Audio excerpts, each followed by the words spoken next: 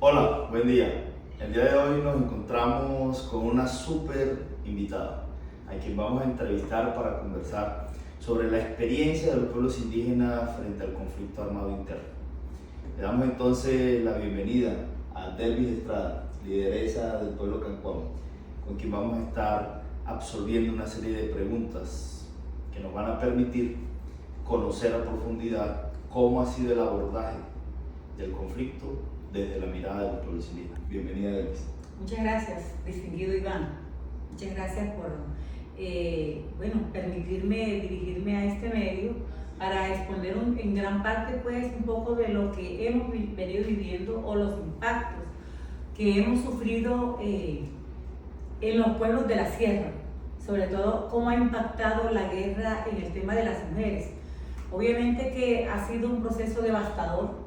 ¿Por qué? Porque como somos las mujeres las primeras gestoras, las que parimos los hijos, es por ahí donde empezamos como el sufrimiento, no solamente en la mujer en sí, sino en el territorio, porque eso es lo que nosotras representamos. Cuando se le hace un daño a una mujer, se daña a la madre, se daña el territorio, se daña el entorno en el que se vive.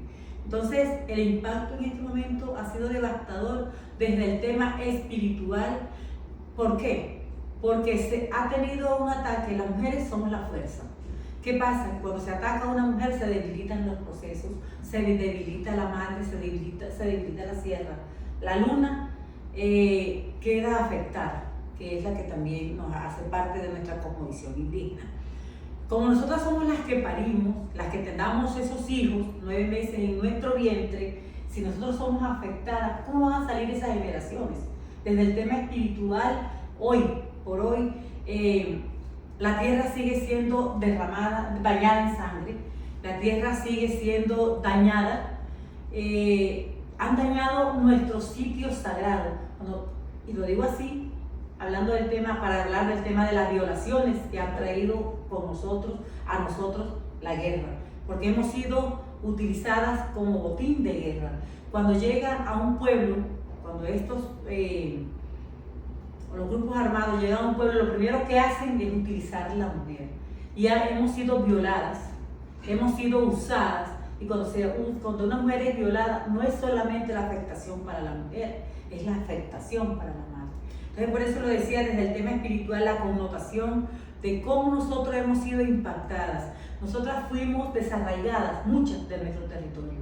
Nos tocó irnos, muchas fuimos involucradas también en el conflicto armado, directa o indirectamente.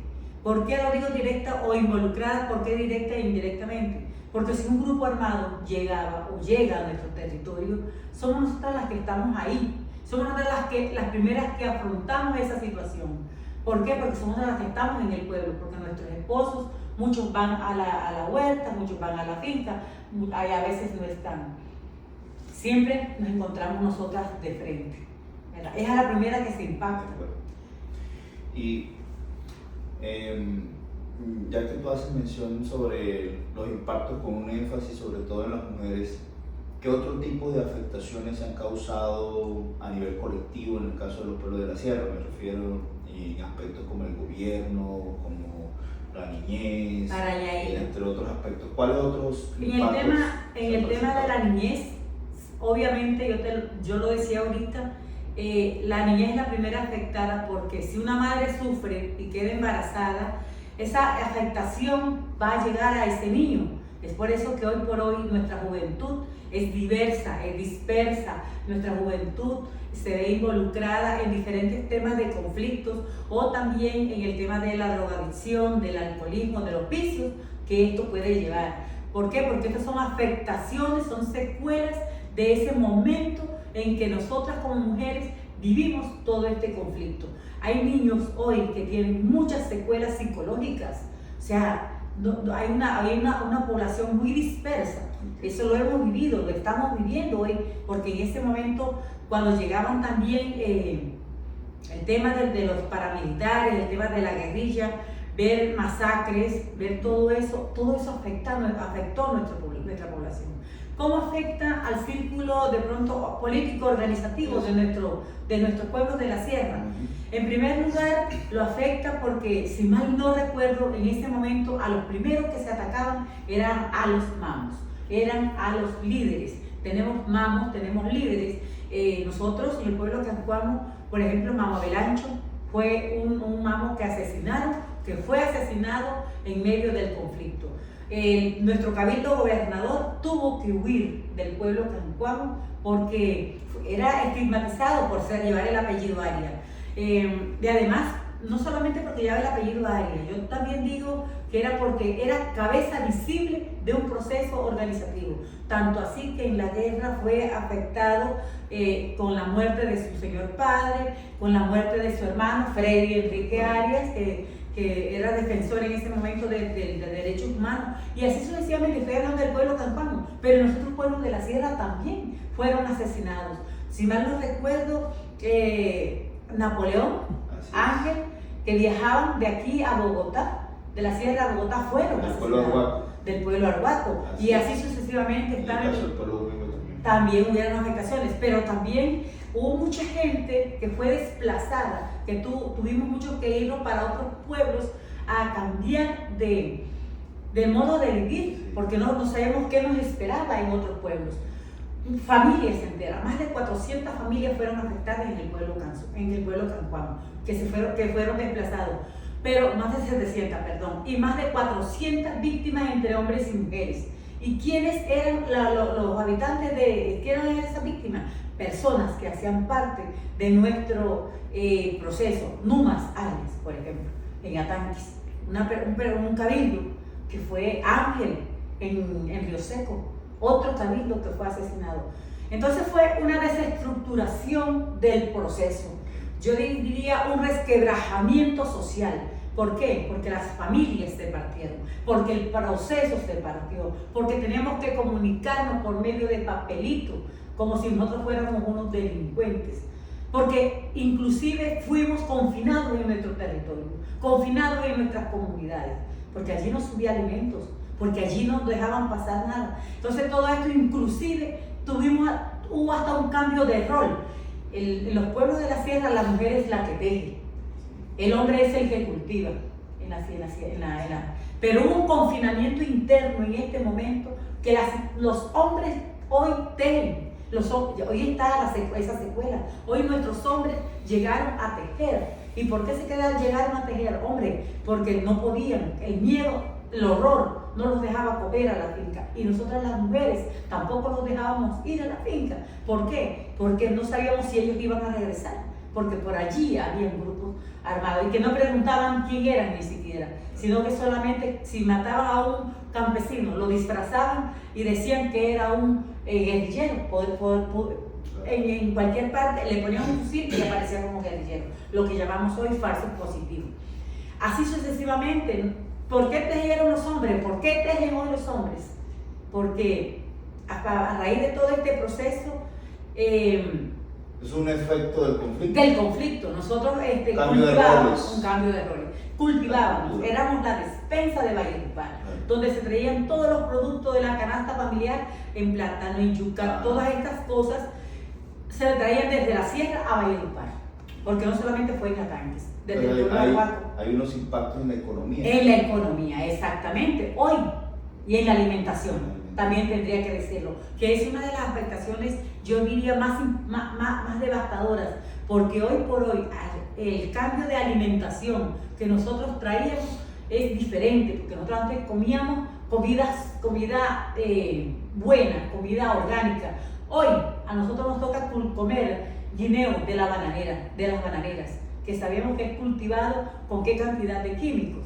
Nosotros antes eso no lo hacíamos, nuestros guineos eran propios.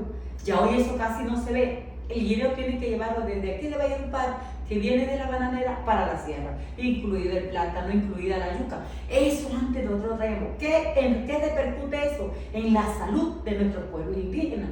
Hoy nuestra gente vive enferma de gastritis, hoy nuestra gente vive enferma de hipertensión, hoy sufrimos de azúcar. Eso nosotros no lo teníamos antes, porque nosotros ahora consumimos ¿qué? Pura harina.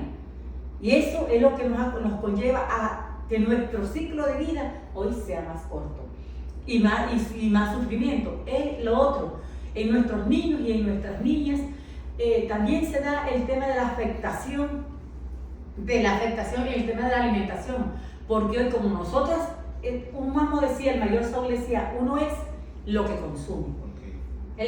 Nos ponía un ejemplo, un pollo antes para comerlo, lo criábamos con comida y duraba más de un año y estaba pollito todavía. Hoy en 40 días ya nos podemos comer un pollo, súper pollo grande, pero ¿qué estamos consumiendo? Así está nuestro ciclo de vida, corto. En 40 días un pollo no lo comemos, en menos de 50 años nosotros ya estamos viejos, ya estamos con dolencia por todas partes.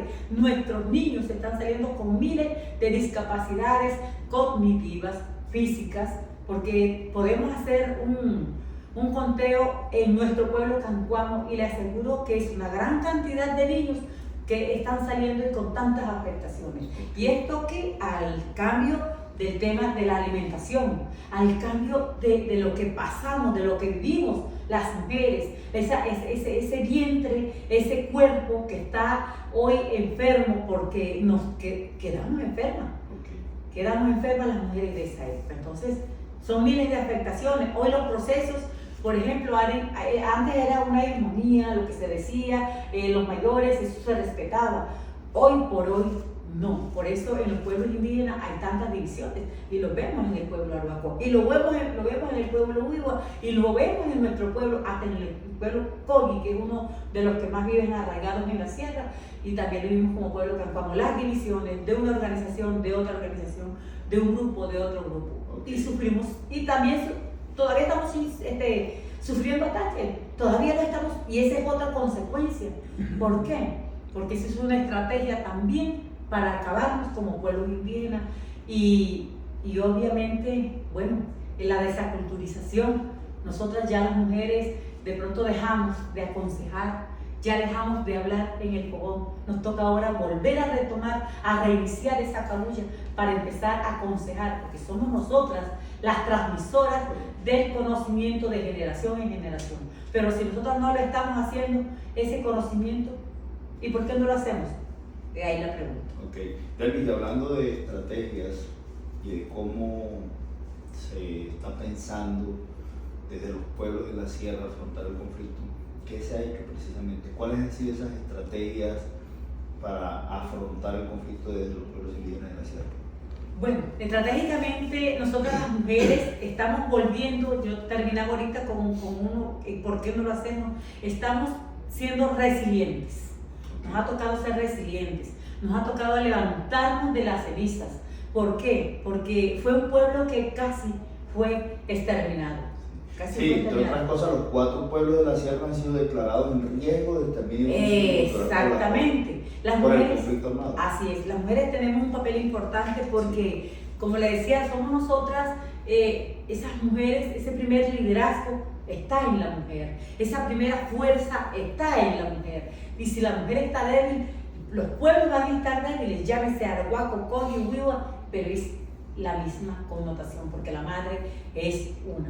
Entonces, ahorita mismo espiritualmente nos estamos fortaleciendo. Estamos en ese proceso de refortalecernos, de seguir hablando desde la cancurua, de seguir hablando de cómo autocuidarnos como mujeres, inclusive hasta del tema del parir, porque es que ya antes no paríamos, o ya nosotros no queremos parir, o ya nos enseñaron a que no es parir, sino que hagan la cesárea, por ejemplo. Okay. Entonces, desde todo eso, nosotras las mujeres estamos ahorita, mira, en el tema de resistir, el tema de las comadronas, el tema de la autoayuda, del tema cuando uno está embarazada, de volver a construir ese proceso del cuidado desde que uno queda embarazada, inclusive desde antes. Ahora, si nos vamos ya cuando nacen los bebés, también somos nosotras las que primeras que le hablamos, compadre. Somos nosotras las primeras que tenemos esos niños y que le damos ese seno. Y hoy, ¿cómo lo estamos nosotras asumiendo? Haciendo el rol de la mujer.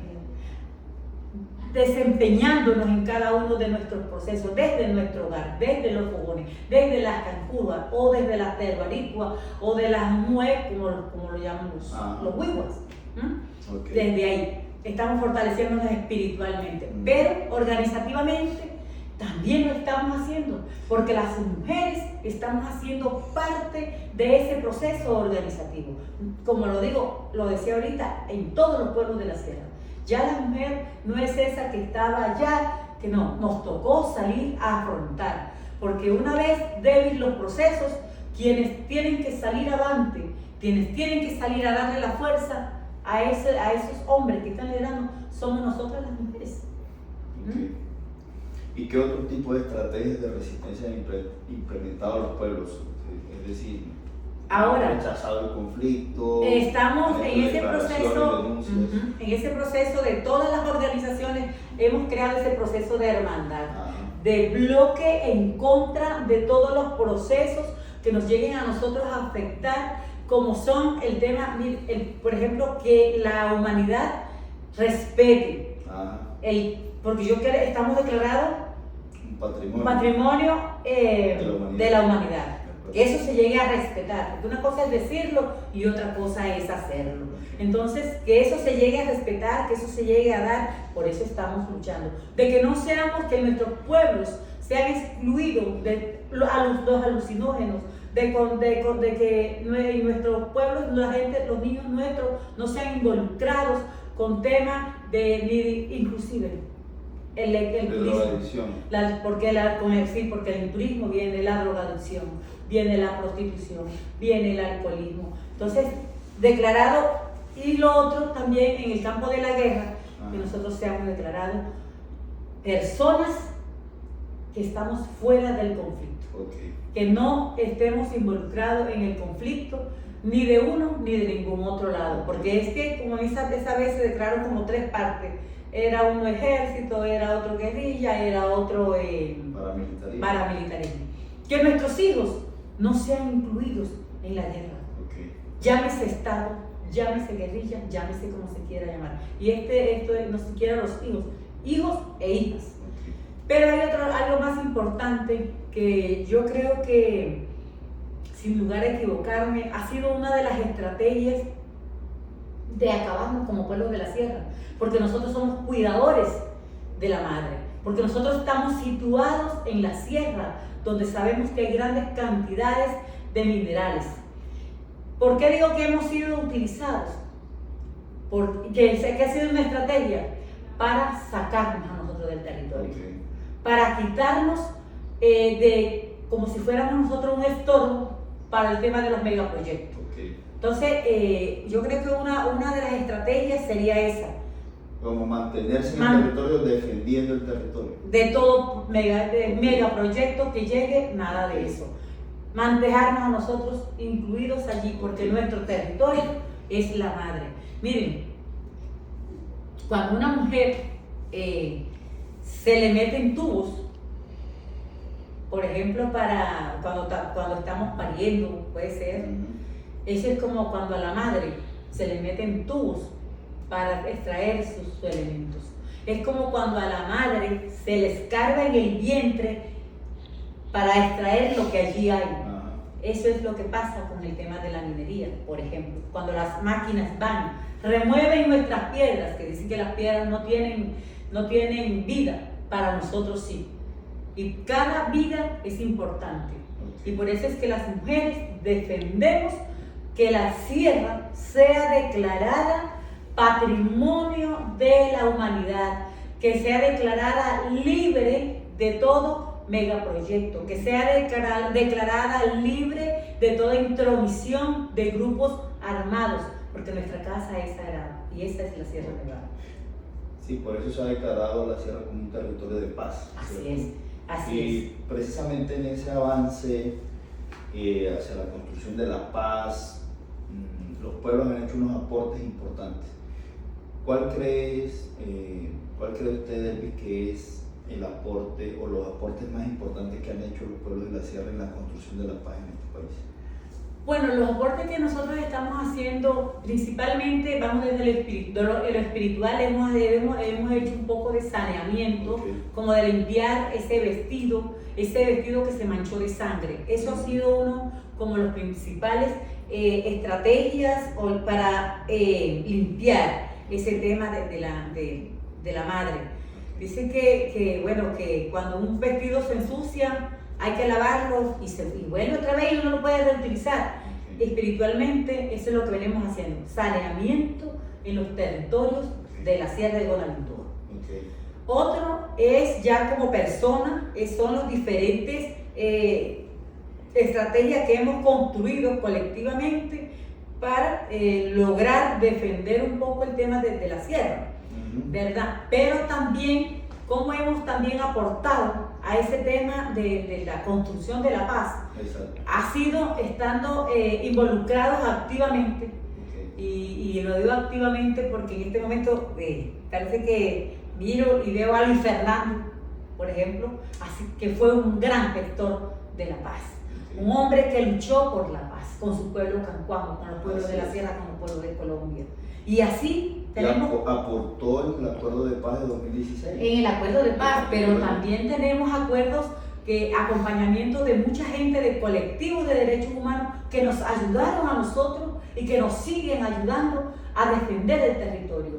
Nosotros, gloria a Dios, tenemos gente, muchas veces sin ser abogados y otros siendo abogados, así como ustedes que están en ese camino, que aportan ese granito de arena para construir la paz.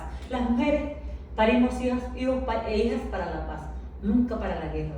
Y en ese sentido queremos seguir perviviendo y seguir apostándole a ese tejido de la paz, a una paz verdadera, a una paz, yo no voy a decir que una paz total, porque ahí sí tengo mis diferencias. ¿Por qué digo yo que tengo mis diferencias en el tema de la paz total? Por la cantidad de desigualdades que hay. No puede haber mucha paz cuando hay muchos que tienen mucho y otros que tenemos pocos. Cuando hay muchos que los manjares se los comen en la mesa a grandes cantidades, pero hay otros que no alcanzan ni siquiera la sobra. Yo creo que el mundo me entenderá lo que estoy diciendo. El día que la mendicidad se acabe, ese día habrá paz. Porque por ahí es donde viene el tema de la guerra. Porque nadie puede pensar en la paz con hambre. Mire, uno puede no haber ido a un colegio, pero después que tenga su barriguita llena, la persona está bien.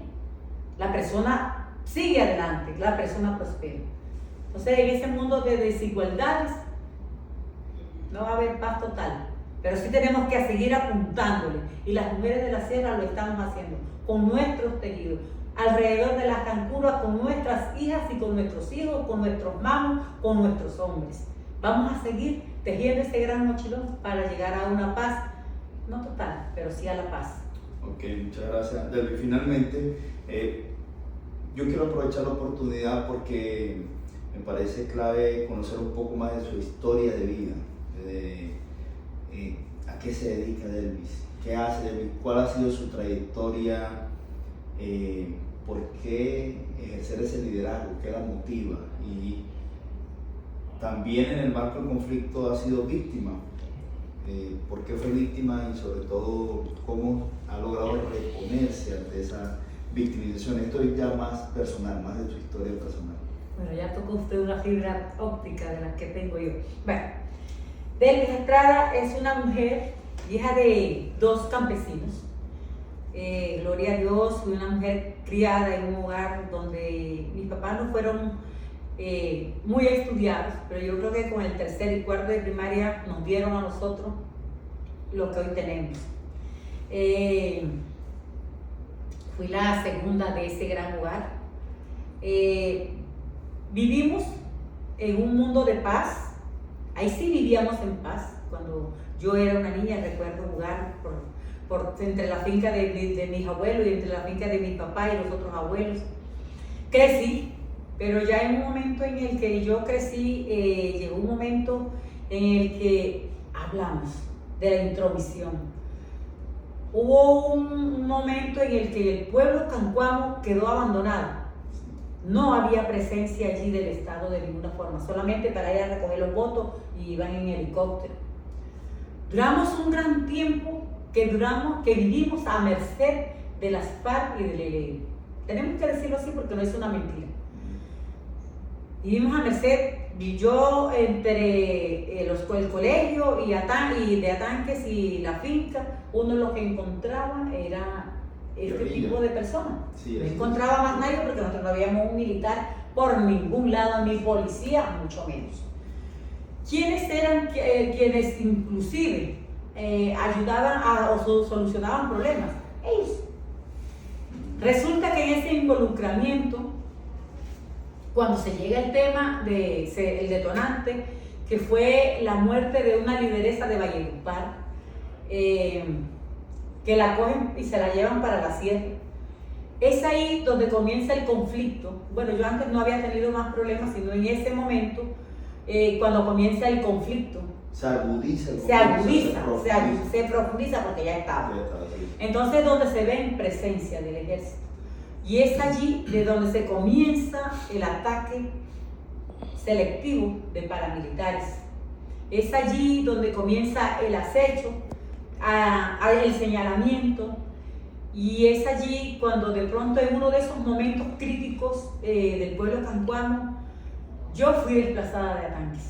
Okay. Yo viví la primera parte que llegué, me vine para Valledupar. Hoy por hoy le doy gracias a Dios a una familia venerable en ese momento, aquí en Valledupar, y me dieron al ojo, me ayudaron a salir hasta el Tolima.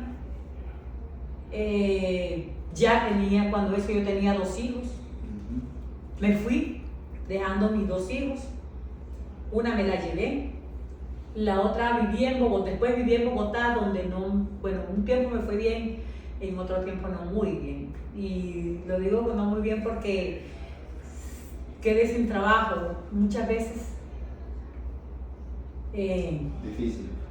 Difícil, con 2 hijas en Bogotá, no era fácil.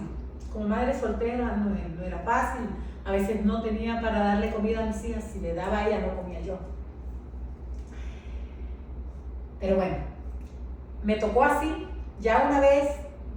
Eso también hace parte de la resiliencia de las mujeres, de la resiliencia de las mujeres ante todas las circunstancias adversas. Así es. Allí, en Bogotá, me tocó llorar a mis muertos. Estando en Bogotá, fueron asesinados 3 tíos, hermanos de mi mamá. De allá me tocó llorarlos. No pude venir. Eso me dolió mucho. Pero también eso me ayudó a fortalecerme. Y allí en Bogotá, con mis hermanos cancuanos y con mis hermanas cancuanas, a los que yo le agradezco mucho, me apoyaron, nos ayudamos. Y de allá ayudábamos a nuestros muertos. De allá también orábamos, pedíamos por sus almas. Sonaba el teléfono y nosotros no sabíamos, cada quien se asustaba porque no sabíamos a quién habían matado. Era una agonía horrible. Una zozobra, ¿no? No saber quién era la víctima. Una vez duré casi 3 años que no sabía ni de mi papá ni de mi mamá. Ellos se habían ido para la finca porque les tocó abandonar el pueblo y subieron a la finca y allá no podían bajar. Yo le hablaba del confinamiento. Pero hubo otro momento en el que, gracias a Dios, hubo una ayuda internacional y se paró un poco el tema del conflicto. En Bogotá yo me pude formar, trabajé y me formé. Pude estudiar, hice bachillerato allá. Además, empecé a estudiar sistema en Bogotá. Bueno, se vivieron épocas malas, pero también épocas buenas, de las que hoy recuerdo. Nos reuníamos como pueblo allá. Llegó un momento en el que me tocó venirme para Valledupar, mi papá se enfermó. Y yo soy de las que digo que uno tiene que dar lo que va a dar en vida. Ya se fue calmando un poco el tema de la violencia.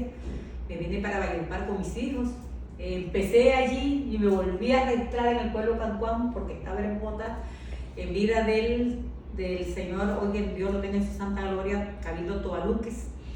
Empecé allí como a acompañar los procesos de la cocina, después el tema de derechos humanos, que ahí fue donde también nos conocimos con ustedes, que estuvimos ahí como como trabajándole al tema de derechos humanos. Pasé a ser parte de la formación en el tema de mujeres y pasé de allí a ser coordinadora general del pueblo cancuamo. ¿De las mujeres? Sí, claro, de las mujeres.